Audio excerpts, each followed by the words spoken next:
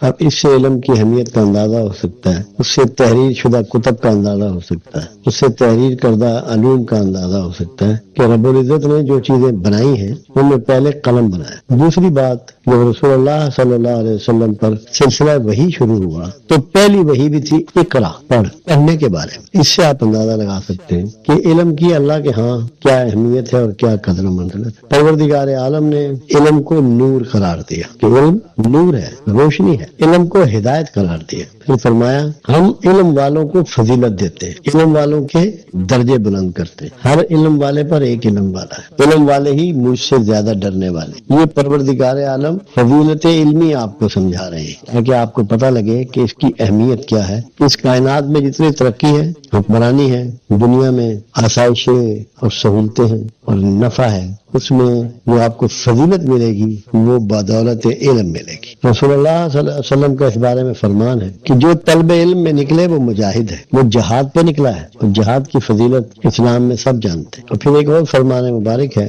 جو طلب علم میں مارا جائے وہ شہید ہے، جو طلب علم میں مارا جائے وہ شہید ہے، اور طالب علم کی دوات کی روشنائی شہید کے خون سے افضل ہے، شہید کے خون سے افضل ہے۔ اس سے آپ اندازہ کر سکتے ہیں کہ علم کی اہمیت کیا ہے۔ بہت بڑے استاد دنیا میں ابن سینا، طب کے سب سے بڑے استاد، جتنا آج دنیا میں طب پھیلا ہے اس میں بہت بڑا حصہ ابن سینا کا ہے۔ جب ان کا وقت مرگ آیا تو نزع کے عالم میں تھے تو اپنے شاگرد سے فرمانے لگے کہ یہ طاق میں جو کتاب رکھی ہے یہ اٹھا لا۔ شاگرد نے کہا استاد تم تو مرنے لگے ہو، کلمہ پڑھو کلمہ، اب کتابوں کا تمہیں کیا کرنا ہے؟ تو فرمایا تو کتاب تو اٹھا کے لا۔ جب وہ کتاب اٹھا کے لایا تو اس کو کہا کہ تو جانتا ہے کہ اللہ کے رسول صلی اللہ علیہ وسلم نے فرمایا ہے کہ جو طلب علم میں مارا جائے وہ شہید ہے۔ میں آخر دم تک علم حاصل کرنا چاہتا ہوں تاکہ شہیدوں میں میرا مقام، میں شہیدوں کے ساتھ اٹھایا جاؤں۔ ایک بہت خوبصورت بات علم کے حوالے سے بلال بن رواح المعروف بلال حبشی رضی اللہ تعالیٰ عنہ نے فرمائی۔ ان کو ابوبکر صدیق رضی اللہ تعالیٰ عنہ نے 300 درہم کے عوض امیہ بن خلف سے خرید لیا تھا، آزاد کر دیا تھا۔ وہ امیہ بن خلف کے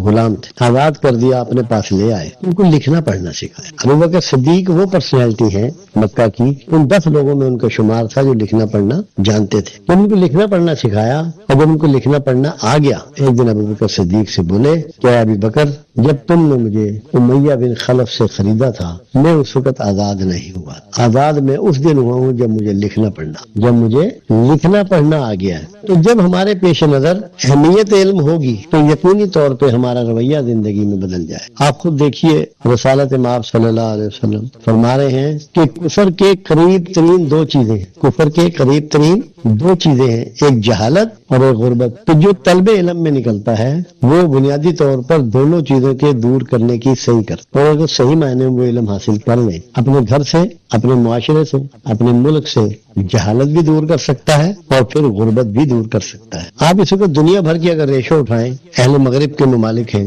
جہاں تعلیم کی پرسنٹیج 98، 97، 99 اور بعض ممالک میں 100% تک ہے، اس کے مطابق اگر آپ ناپیں اور تولیں اور دیکھیں اور میزانیاں بنائیں تو ان کے ہاں غربت بھی اسی ریشو سے کم ہوئی ہے، کیونکہ ایک پڑھا لکھا شخص، ایک تعلیم یافتہ شخص یقیناً ایک جاہل سے بہتر ہو۔ قرآن نے اس کو کہا نا کہ اندھار آنکھوں والے برابر نہیں ہو سکتے، جاہل اور عالم برابر نہیں ہو سکتے۔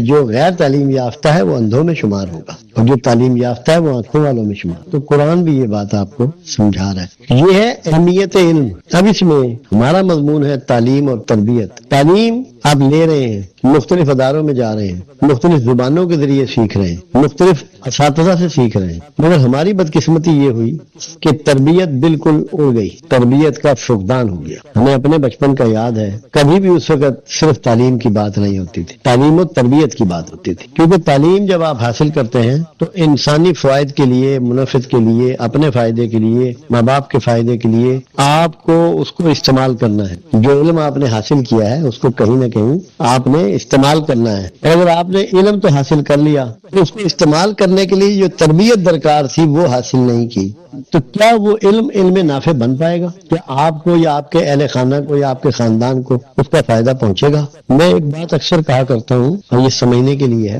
کہ قرآن تعلیم ہے اور رسول اللہ صلی اللہ علیہ وسلم تربیت ہے۔ جو قرآن سے میرے آقا نے پڑھا، سیکھا، جو آپ پر اترا، اس کو آپ نے عملی طور پر کر کے دکھایا، پوری طرح ڈیمونسٹریٹ کیا۔ میں تو بلکہ اکثر یہ بھی کہہ دیتا ہوں کہ قرآن کی جو ویڈیو ہے وہ میرے آقا کی زندگی ہے۔ تب ان کو زندگی میں کامیابیاں نصیب ہوئی اور بہت تھوڑے وقت میں بہت بڑی کامیابیاں پائیں۔ ٹوٹل 23 سال میں تمام خطہ عرب سے شرک و بت پرستی کا خاتمہ ہوا۔ انسانی معاشرے کا جو اس سے پہلے استحصال ہو رہا تھا، جو ظلم ہو رہا تھا، ناانصافیاں ہو رہی تھی، تو سب کا خاتمہ ہوا۔ تو علم جب تک پریکٹیکل شکل میں نہ آئے اور عملی شکل میں تبدیل نہ ہو، کیا اس کا فائدہ انسانوں کو پہنچ سکتا ہے؟ کیا پہنچ رہا ہے؟ ہمارے ہاں آپ مثال دے لیں، آپ ڈرائیونگ کی کلاسیں اٹینڈ کرتے ہیں، گاڑی سٹارٹ کرنے کا طریقہ، کلچ دبانے کا، گیئر بدلنے کا، بریک لگانے کا، اسٹیئرنگ کو ہینڈل کرنے کا، آپ نے سب سیکھ لیا مگر پریکٹس نہیں کی، تو کیا آپ پراپرلی گاڑی چلا لیں گے؟ کیا وہ صرف جو تھیوری آپ نے سیکھی ہے وہ آپ کے کام آ جائے گی؟ کبھی نہیں آئے گی۔ تو تعلیم جب تک تربیت کے ساتھ نہ جڑے، آپ کو کہا جاتا ہے فزیکل فٹنس کی ساری باتیں بتائی جاتی ہیں، مگر فزیکل فٹنس کے اصول و ضوابط پر آپ عمل نہیں کرتے، تو کیا آپ فزیکل فٹنس پالیں گے؟ ہمارے معاشرے میں یہ بدنصیبی ہوئی ہے کہ ہمارے ہاں سے تربیت کا تذکرہ ہی ختم ہو گیا ہے، صرف بات کی جاتی ہے کہ تعلیم کی۔ کبھی اب معاشرے میں بے چینی ہے، کرب ہے، لاقانونیت ہے، بے روی ہے، بد اخلاقی ہے۔ یہ کیوں ہے؟ یہ اس لیے ہے کہ صرف تعلیم دی جا رہی ہے، تربیت نہیں دی جا رہی، کوئی لوگ اس کے لیے مثال نہیں بن رہے۔ اب جیسے ماں باپ کے رول کی ہم بات کر رہے تھے، سب سے بڑا رول والدین کا ہوتا ہے کہ انسانی زندگی میں کہ ان کو بچہ دیکھ کر، ان کی گفتگو سن کر غیر محسوس سے وہ نہ بھی کہیں، ان کی زبان بھی سیکھتا ہے، ان کے طور طریقے بھی سیکھتا ہے۔ والدین کی یہ ذمہ داری ہے کہ وہ اپنے چھوٹے بچے سے لے کر اور بڑے بچے تک اس کے سامنے اس طرح زندگی گزاریں کہ ان کے لیے مثال بن جائے۔ آپ بچے کو درس دیتے ہیں، کتابوں میں پڑھاتے ہیں کہ صبح کو جاگنا بہت اچھی بات ہے، صحت کے لیے بہت اچھا ہے، اخلاق کے لیے بہت اچھا ہے، اور خود بڑے والدین سو رہے ہوتے ہیں، تو کیا وہ بچے اس سے سیکھ لیں گے؟ آپ بچے کو کہہ رہے ہیں کہ روز صبح تمہیں دانت صاف کرنا ہے، کھانا کھانے کے بعد دانت صاف کرنے ہیں، اور آپ خود نہیں کر رہے، تو کیا وہ بچہ روز دانت صاف کرے گا؟ والدین کو اولاد جو ہے وہ فوٹو کاپی کی مانند ہوتی ہے۔ اگر کسی کے بچے آپ دیکھیں اور آپ سمجھدار آدمی ہیں، آپ کو پوچھنے کی ضرورت نہیں ہے، آپ کو یہ پتہ لگ جاتا ہے بچوں کو دیکھ کر کہ اس کے والدین کی تربیت کیسی ہے یا ان کی زندگی کیسی ہے۔ میرے پاس ایک دفعہ ایک شخص آئے، وہ کسی جگہ ایک پیر صاحب تھے، ان کے بیٹے تھے، پڑھا لکھا نوجوان تھا۔ مجھے کہنے لگے کہ آپ مجھے بتا سکتے ہیں کہ میرے والد صاحب اصلی پیر ہیں یا نقلی پیر ہیں؟ بہت پرانی بات ہے۔ میں نے کہا یار یہ میں کیسے بتا سکتا ہوں، میرے پاس تو ایسا کوئی علم نہیں ہے۔ البتہ ایک بات ہے جو آپ اگر مجھے بتائیں تو میں بتا سکتا ہوں کہ اگر آپ کے والد کی گھریلو زندگی اور باہر کی زندگی ایک ہے پھر تو وہ اصلی پیر ہے، نمبر 1 آدمی ہے، اور اگر ان کی باہر کی زندگی اور گھر کی زندگی میں فرق ہے تو وہ یقینی طور پہ نمبر 2 ہے۔ تو جب ہمارے گھروں میں ہمارے والدین بچوں کے لیے اور سٹینڈرڈ بناتے ہیں اور اپنے لیے ان کا سٹینڈرڈ کچھ اور ہوتا ہے، آپ کو تو روز نصیحتیں کر رہے ہوتے ہیں تمام اخلاقیات کی، سچائی کی، دیانتداری کی، محبت کی، با اخلاق ہونے کی، اخوت کی، جلدی اٹھنے کی، جلدی سونے کی، تو مگر جب ان کا اپنا معاملہ ہوتا ہے وہ اس سے جدا ہوتا ہے، اس سے الگ ہوتا ہے۔ اب ان کو یہ پتا نہیں کہ آپ نصیحتیں جتنی مرضی کر لیں، بچہ فالو اس چیز کو کرے گا جو آپ کرتے ہیں۔ انسان زیادہ کام نقالی سے سیکھتا ہے، اور آج تک جتنا سفر انسانیت نے کیا ہے وہ نقل ہی کرتا چلا گیا، دوسروں کی لیے بڑھتا چلا گیا، سیکھتا چلا گیا۔ جو اچھی باتیں آپ چاہتے ہیں کہ آپ کی اولاد کرے، والدین کا یہ فرض ہے کہ ان کی تعلیم اور تربیت کے لیے وہ اچھی باتیں جو آپ انہیں کتابوں میں پڑھاتے ہیں، وہ اچھی باتیں جن کی آپ انہیں نصیحت کرتے ہیں، وہ خاموشی سے آپ کرتے جائیں، بچوں سے زبانی مت کہیں، ان کے سامنے مثال بن جائے، وہ آپ کو دیکھیں گے اور ان کی زندگی بدل جائے گی۔ جتنے لوگ بھی میں نے دیکھا ہے کہ اپنے گھروں میں نمازوں کا اہتمام کرتے ہیں، وہ اپنے بچوں سے نہ کہیں سب کے بچے نمازی ہیں، انہوں نے اول دن سے اس کو سیکھ لیا۔ میں نے دیکھا ہے کہ ایک ایک خاندان کے 10 15 لوگ ہاکی کے پلیئر ہیں، تو اس کے والد صاحب ہاکی کھیلتے تھے، پھر بڑے بھائی نے شروع کی، پھر چھوٹے بھائی، 20 آدمی ایک خاندان کے میں نے ہاکی کے پلیئر دیکھے۔ ہمارے یہاں جیلم میں ایک خاندان ہے، اس کے کم سے کم 28 سے 30 آدمی ڈاکٹر ہیں۔ کیا ماحول بنا، ایک ڈاکٹر بنا، اس نے دوسرے نے بھی ویسے ہی پڑھائی شروع کی، وہ بھی ڈاکٹر بن گیا، تیسرا بھی بن گیا۔ انسان بہت بڑی تعداد میں چیزیں تکلیف سے سیکھتا ہے، کہ نقل سے سیکھتا ہے، نقل کرتا ہے، دوسروں کی فالوئنگ کرتا ہے، سب سے زیادہ ماں باپ کی کرتا ہے، کیونکہ وہ زمانہ جب اس کو استاد میسر نہیں ہوتا، باہر کا ماحول میسر نہیں ہوتا، مسجد کا خطیب میسر نہیں ہوتا، قرآن پڑھانے والا امام میسر نہیں ہوتا، وہ والدین کے ساتھ گزرتا ہے۔ اور ویسے بھی کسی بھی انسان کا جو میکسیمم وقت ہے وہ گھر میں گزرتا ہے، والدین کے ساتھ گزرتا ہے۔ تو والدین جب تک اپنے آپ کو مثال نہیں بنائیں گے، لوگ ان کی تربیت نہیں ہو سکتی۔ خوبصورت باتیں کر لیں، نصیحتیں کر لیں، نصیحتوں کی کتابیں دے دیں، اقوال زرعی دے دیں، اس سے بات نہیں بنے گی۔ تو والدین کی یہ ذمہ داری ہے کہ وہ اگر اپنے بچوں کو بہتر تربیت دینا چاہتے ہیں، بہتر تعلیم دینا چاہتے ہیں، زندگی میں کامیاب اور بہتر مقام پہ دیکھنا چاہتے ہیں، اپنے آپ کو بدلیں۔ اپنی سونے کی، جاگنے کی، کھانے کی، پہننے کی، گفتگو کی، لوگوں کے ساتھ بیہیویئر کی، ڈیلنگ کی، ساری چیزوں کو کنٹرول کریں کہ ان کے بچے ان کو دیکھ کر سیکھ رہے ہیں اور غیر محسوس طریقے سے ان کی عادات کو اپنا رہے ہیں۔ اور اگر جو والدین ایسا نہیں کریں گے، سارے زمانے میں اپنی اولاد کی شکایتیں کرتی پھریں، میں کوئی تبدیلی نہیں آئے۔ تو علم کے ساتھ ساتھ ماحول میسر کرنا ہے گھر والوں نے، طالب علم۔ اس کے بعد آپ جب چھوٹے اسکولوں میں جاتے ہیں، اس سے بڑے اسکولوں میں جاتے ہیں، کالج میں جاتے ہیں، یونیورسٹیز میں جاتے ہیں، وہاں آپ کا واسطہ اساتذہ سے ہے۔ اب اساتذہ آپ کو بہترین طریقے سے اپنا مضمون پڑھا رہے ہیں، مگر اپنے رویے سے آپ پہ اثر انداز نہیں ہو رہے، آپ کو یہ باور کرانے میں کامیاب نہیں ہو رہے کہ میں تمہارا بہتری چاہنے والا ایک انسان ہوں اور میں تمہیں کامیاب روپ میں دیکھنا چاہتا ہوں۔ آپ کو یہ ریکگنائز ہی نہیں کرا پا رہے، کیونکہ والدین کے بعد جو دوسری پرسنالٹی ہے جو آپ کی زندگی پہ اثرات ڈالتی ہے، وہ آپ کے اساتذہ ہیں۔ ان سے آپ سیکھتے ہیں لباس کا پہننا، گفتگو، انداز، معاملات، لوگوں سے بیہیو کرنا۔ اساتذہ کا یہ ڈیوٹی ہے نمبر 1 کہ وہ جو بھی سبجیکٹ پڑھا رہے ہیں اس کی ہوم ورک بہت زیادہ کریں، اتنی بھرپور تیاری کریں کہ انہیں کسی اپنے شاگرد کے سوال کے آگے شرمندہ نہ ہونا پڑے۔ جب تک کہ اساتذہ اپنا ہوم ورک نہیں کریں گے اور محنت کر کے اپنا لیکچر پراپرلی تیار کر کے نہیں لائیں گے، اپنی کلاس میں مکمل تیاری کے ساتھ نہیں آئیں گے، ایک تو وہ طلباء کو جو کچھ انہیں دینا ہے وہ نہیں دے پائیں گے، اور اگر کچھ ذہین طلباء بیٹھے ہیں جن کے اندر بہت سے سوالات ابھرتے ہیں، بہت سی کوئریز ابھرتی ہیں، ان کو وہ کسی کو مطمئن نہیں کر پائیں۔ اور کوئی استاد جو اپنے طالب علموں کو مطمئن نہ کر پائے، انہیں یہ احساس نہ دلا دے کہ ہمارا استاد ہم سے سپیریئر ہے، بھرپور ہے علم میں، وہ ان سے عزت نہیں کروا سکتے۔ بچے اس کو فالو نہیں کریں، اس کی پیروی نہیں کریں، اس کی وہ فرما برداری نہیں کریں گے جو ایک استاد کی ایک طالب علم کو کرنی چاہیے۔ تو اساتذہ کے لیے یہ ضروری ہے کہ وہ اپنے سبجیکٹ کی پوری تیاری رکھیں۔ اور آج کا زمانہ کیونکہ بڑا فاسٹ زمانہ ہے،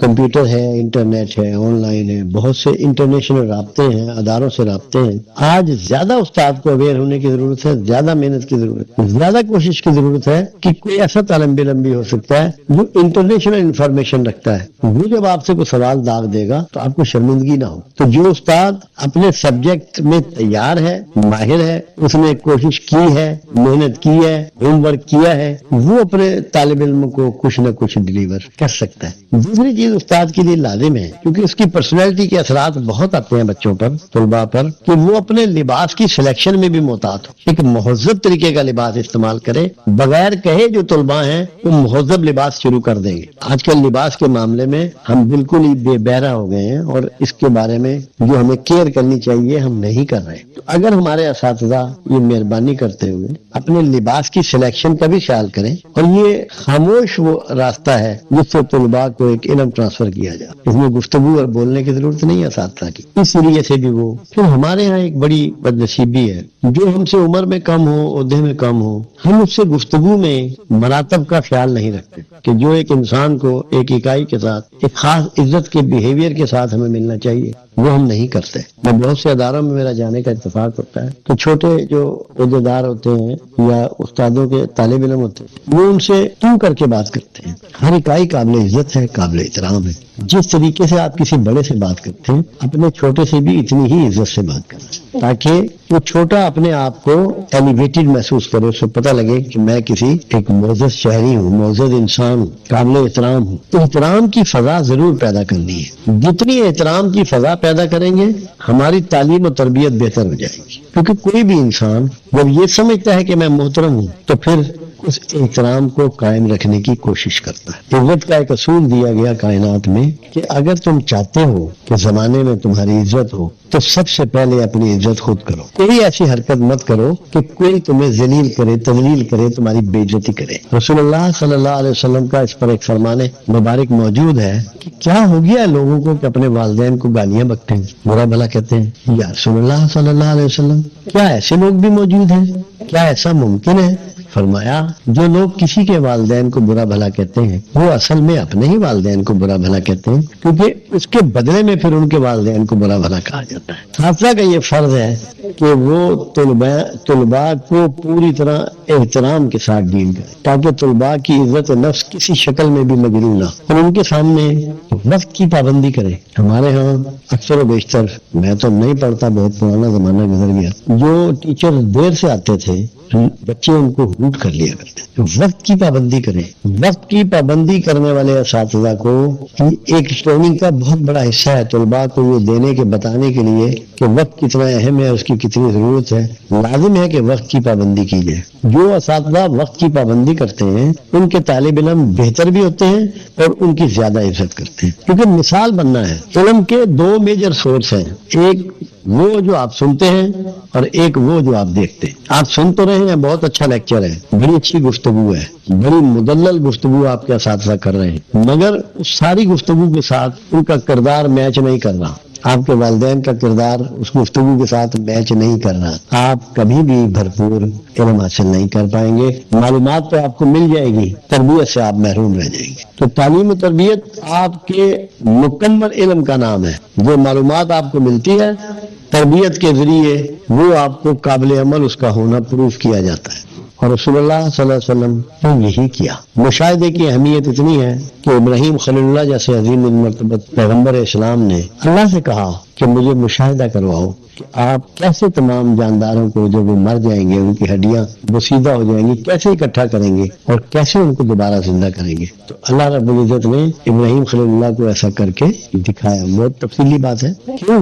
ابراہیم خلیل اللہ کو یقین تھا، وہ صحائف ابراہیم میں پڑھتے تھے، ان کو بھروسہ تھا، مگر اپنے ایمان میں اضافہ چاہتے کہ ان کا کانفیڈنس اتنا بڑھ جائے کہ کہیں بھی ان کا اعتماد متزلزل نہ ہو۔ تو مشاہدہ وہ طاقت ہے جو آپ کے علم اور ایمان کو بڑھانے کے لیے ضروری ہے، اور وہ تربیت کی شکل میں ہے کہ جو کچھ آپ کو پڑھایا جا رہا ہے، جو کچھ آپ کو بتایا جا رہا ہے، وہ کر کے بھی دکھایا جائے، آپ کے مشاہدے میں ڈال دیا جائے۔ اب میں آپ سے سارا دن کہتا رہوں کہ لوگوں سے محبت کرو، ان کی عزت کرو، اب جب میرا معاملہ لوگوں سے آئے تو نہ محبت کا رویہ ہو نہ عزت کا ہو، وہ علم جھوٹا علم کہلائے گا اور کبھی بھی وہ نفع نہیں دے گا جو ایک بھرپور اور مکمل علم آپ کو نفع دے سکتا ہے۔ یہ تعلیم و تربیت جو ہے نا، اس کے بغیر آپ مکمل نہیں ہو سکتے۔ دنیا میں آپ دیکھیں کتنی ورکشاپ کی جاتی ہے ہر کام کی، وہ تربیت کے لیے کی جاتی ہے۔ جب اولمپک میں جانا ہو، ایشین گیم میں جانا ہو، ملکی لیول پہ گیم ہو، کتنی کیمپنگ کی جاتی ہے، ہاکی، فٹ بال، کرکٹ، اس کے لیے کیمپ نہیں لگائے جاتے، وہ تربیت سے گزارا جاتا ہے۔ یا ایتھلیٹکس میں جانا ہو، لوگوں نے دنیا کے کسی بڑے سیمینار میں جانا ہو، کوئی بھی ایسا کام جہاں آپ کو جا کے اپنا علم اور اپنا فن پیش کرنا ہو، ڈیمانسٹریٹ کرنا ہو، ایک چھوٹی سی پریڈ کرنی ہو، وہ 23 مارچ پہ ہو یا 14 اگست پہ ہو، اس کے لیے کتنی تیاری کی جاتی ہے۔ علم کو جب تک عمل کی شکل نہیں دی جائے گی، تربیت کی شکل میں اس کو نہیں ڈالا جائے گا، علم نامکمل رہتا ہے۔ وہ ایسے ہی ہے کہ پرندہ آپ نے بنا لیا، پر نہیں لگائے، اڑ نہیں سکتا۔ اڑنے کے لیے تربیت ہونا ضروری ہے۔ تو تعلیم و تربیت یہ ایک ایسا مضمون ہے، ہمارے ہاں یہ بہت ادھورا رہ گیا ہے۔ ہمارے ہاں سارا ایمفیسائز، سارا زور صرف تعلیم پر دیا جا رہا ہے۔ تعلیم تو معلومات کا نام ہے، معلومات کو جو اپلائی کرنا ہے وہ تربیت ہے۔ اور اللہ نے آپ کے رسول کو میری آیتیں کھول کھول کر بیان کرو، لوگوں کی کتاب کی تعلیم دو، ان کا تزکیہ نفس کرو اور انہیں حکمت سکھاؤ۔ اب تعلیم آ گئی کتاب کی، مگر جب تک اس کی اپلیکیشن نہیں بتائیں گے تو علم نامکمل ہے۔ اس لیے پروردگار عالم نے حکمت بھی عطا فرمائی۔ تو حکمت کیا تھی کہ جو علم اللہ نے دیا، جو احکامات اللہ نے دیے، جو معلومات اللہ نے دی، اس کو معاشرے پر، زمانے پر، خود پر اپلائی کیسے کرنا ہے، لاگو کیسے کرنا ہے۔ یہ جو لاگو کرنے کا علم ہے نا، یہ تربیت ہے کہ جب آپ نے جو کچھ سیکھا، جو کچھ جانا، جو کچھ پڑھا، جو کچھ سنا، اس کو زندگی میں اپلائی کیسے کرنا ہے۔ آپ انجینئرنگ سیکھتے ہیں کالجوں میں، یونیورسٹیوں میں، مگر جب تک کہ آپ جا کے کوئی بلڈنگ یا کوئی عمارت یا کوئی سڑک تعمیر نہ کریں، وہ آپ کا علم جو ہے بے معنی اور بے مصرف ہے۔ تو وہ تبھی ممکن ہوگا کہ آپ کو ایک خاص قسم کی تربیت سے گزار دیا جائے۔ ہم ڈاکٹر ہیں، جب ان کی ٹریننگ کی جاتی ہے تو کہیں مینڈکوں کا، کہیں چھپکلیوں کا ان سے آپریشن کروائے جاتے ہیں تاکہ وہ تربیت سے گزر جائے، ورنہ انہیں پتہ ہی نہ ہو کہ چھری کیسے چلانی ہے، چاقو کیسے چلانا ہے، اس کو سینہ کیسے ہے جو ہم نے یہ پیٹ پھاڑ دیا اس کا۔ علم کی تکمیل بغیر تربیت نامکمل ہے۔ اس میں طالب علم کا اپنا رول ہے کہ اس کا شوق کتنا ہے، اس کی لگن کتنی ہے، اس میں ڈیووشن کتنی ہے، اس میں ڈیڈیکیشن کتنی ہے۔ اس کے والدین کا رول ہے کہ وہ عملی طور پہ اپنی زندگی بطور نمونہ کس حد تک اپنے بچوں کو پیش کر رہے ہیں تاکہ ان میں صحیح معنوں میں رسوخ ہو، علم کو سمجھیں، سیکھیں، جاننے کی کوشش کریں، اس کو پھیلانے کی کوشش کریں۔ پھر تیسرا رول اساتذہ کا کہ وہ اس کو کس طریقے سے بچوں کو اپنی زندگی بطور نمونہ بنائے۔ ایک چوتھا رول بھی ہمارے معاشرے میں، اور وہ ہمارے علماء کرام کا ہے جن سے ہمارا واسطہ پڑتا ہے۔ ہم قرآن شریف ان سے پڑھتے ہیں، ناظرہ پڑھتے ہیں، مسجدوں میں جاتے ہیں، ان کی گفتگو سنتے ہیں۔ ان کا بھی ہماری زندگی میں رول ہے ایک استاد کی حیثیت سے۔ ان کی بھی یہ ذمہ داری ہے کہ جو کچھ وہ گفتگو کر رہے ہیں دین کے حوالے سے، مذہب کے حوالے سے، اس میں میکسیمم خود داخل ہو کے عمل کر کے آپ کو بتائیں گے۔ میں گفتگو کو یہیں ختم کرتا ہوں۔ ہمارے پاس تو کوئی سامان نہیں تھا، ایک ٹوٹی پھوٹی سائیکل ہوتی تھی، ایک ٹیبل فین ہوتا تھا گھر میں۔ اب ہم 4 بھائی ہیں، چاروں کے گھروں میں اے سی لگے ہوئے ہیں، گاڑیاں ہیں سب کے گھروں میں کھڑی ہوئی ہیں، اور بھی سامان آسائشوں کا، آرام کا موجود ہے، مل رہا ہے۔ میں یہاں لوگوں کو دیکھتا ہوں، بے شمار لوگوں کو جانتا ہوں کہ جن کے پاس سائیکل بھی نہیں ہوتی تھی ابھی وہ گاڑیوں میں ہوتے ہیں۔ حالات سب کے بدلے ہیں، جتنے حالات بدلے ہیں ناشکرہ پن بھی اتنا بڑا ہے، جس کی وجہ سے، اس ناشکرے پن کی وجہ سے آپ فرسٹریشن اور ڈپریشن کا شکار ہیں، آپ مختلف قسم کے ناانصافیوں کا شکار ہیں، کیونکہ آپ ناشکرے ہیں۔ اللہ کے جو سب سے بڑا جرم ہے وہ ناشکرہ پن ہے، بغاوت میں آتا ہے کہ سب کچھ آپ کو دے رہا ہے، زندگی، صحت، آسودگی، رزق، پھل، دودھ، گھی، سبزیاں، گوشت، انڈے، بہترین لباس، بہترین مکان، آسائشوں کے رہنے کے لیے، گاڑیاں استعمال کرنے کے لیے، بہترین جانور، سب کچھ۔ مگر جب آپ بات کرتے ہیں شکوے کی کرتے ہیں، یہ اللہ سے بغاوت ہے جس کی سزا آپ کو نفسیاتی طور پہ مل رہی ہے۔ قرآن حکیم میں ایک مضمون آتا ہے، اس کو قرآن کہتا ہے عذاب مہین۔ مہین کہتے ہیں اتنی باریک چیز کو جو کسی آلے کی مدد سے آپ کو نظر آئے، بہت ہی باریک، جس کو آپ محدث شیشے سے، میگنیفائنگ گلاس سے دیکھ سکیں۔ مہین، عذاب مہین، نفسیاتی طور پہ، شعوری طور پہ پوری قوم کو عذاب مہین مل رہا ہے، کیونکہ سب ناشکرے ہیں۔ صبح ہوتے ہی یا موسم کا گلہ کریں گے، یا سبزی گوشت کا گلہ کریں گے، یا حکومت کا گلہ کریں گے، یا افسروں کا گلہ کریں، مطلب کوئی نہ کوئی گلہ کرنا ہے۔ اگر اس کی بجائے یہ رویہ اپنائیں، یا اللہ ہم بڑے گنہگار ہیں مگر تیرے احسانات بہت کثیر ہیں، اور کوئی بہتری کا کام انیشیٹ کر لیں دن بھر میں، کوئی ایک پتھر ہی راستے سے ہٹا دیں، آپ کے سارے حالات بدل جائیں گے، آپ کے رویے بدل جائیں گے، اللہ کی رحمت بدل جائے گی آپ پہ۔ ابھی سب بے چینی، اور بے چینی ناشکرے پن کی وجہ سے۔ ہمیں تو کوئی بے چینی نہیں، ہم نے کبھی شکایت نہیں کی، نہ موسم کی، نہ حکمرانوں کی، نہ حالات کی، نہ کسی رشتہ دار کی، نہ پڑوسی۔ صبر سیکھیں۔ آپ رسول اللہ کی زندگی کا مطالعہ کیوں نہیں کرتے؟ میرے آقا ابھی پیٹ میں ہیں تو باپ کو اللہ نے اٹھا لیا۔ بچپن کیسے گزرا؟ پیروں میں کانٹے چبھ جاتے تھے بکریاں چگاتے ہوئے، یتیمی میں بچپن گزرا۔ کوئی ثابت کر سکتا ہے تاریخ میں کہ ایک دن میرے آقا نے شکوہ کیا ہو حالات کا؟ ایک دفعہ بھی کیا ہو پوری لائف میں؟ وہاں سے کیوں نہیں سیکھتے ہو؟ کتنا کفار نے اور مشرکین نے ستایا، رشتہ داروں نے کتنا ستایا، لہو لہان بھی ہوئے، دندان مبارک بھی شہید ہوئے آپ کے، مگر کبھی کوئی شخص کہہ سکتا ہے کہ آقا کے زبان مبارک سے کسی نے کبھی شکوہ سنا ہو؟ سردی کا، گرمی کا، بھوک کا، لوگوں کے رویے کا۔ تو باقی سنتیں اپناتے ہو تو اس سنت کو کیوں نہیں اپناتے ہو؟ اس سنت کو اپنا لو، شکوہ چھوڑ دو، اللہ تم سے راضی ہو جائے گا، اور جب اللہ راضی ہوگا تو بہت سارے انعامات تمہیں اضافی مل جائیں گے۔ یہ کرنا پڑے گا، یہ لوگوں کو سمجھانا پڑے گا۔